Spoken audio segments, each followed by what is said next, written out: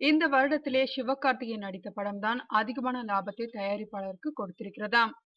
கடந்த வருடத்தை விட இந்த வருடம் தான் அதிகமான படங்கள் ரிலீஸ் ஆகும் என்று தெரிகிறதா. காரணம் வாரத்திற்கு 10 படங்கள் வீதம் களமிறங்குகிறதா அல்லது குறைந்தது 6 படமாவது வருகிறதா.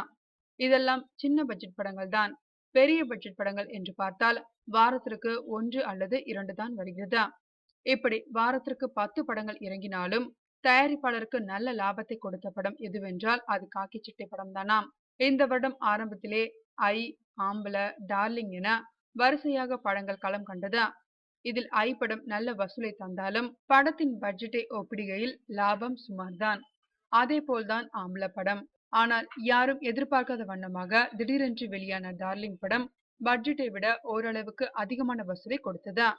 அதன் பிறகு பெரிய எதிர்பார்ப்புடன் களமிறங்கிய எண்ணெய் இருந்தல படம் வசூலில் ரூபாய் 100 கோடியை தாண்டியதாக சொன்னாலும் படத்திற்கு வரி விலக்கு அளிக்காததால் இட் பட வரிசையில் மட்டுமே இடம்பெற்றுள்ளதா.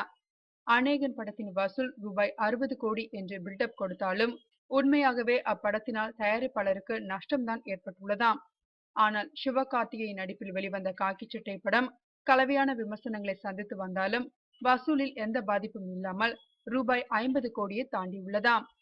மேலும் படத்தின் பட்ஜெட் சுமார் 12 கோடி தான் என்பதால் இந்த வருடத்தில் அதிக லாபம் கொடுத்த படம் காக்கி சட்டை தானாம்.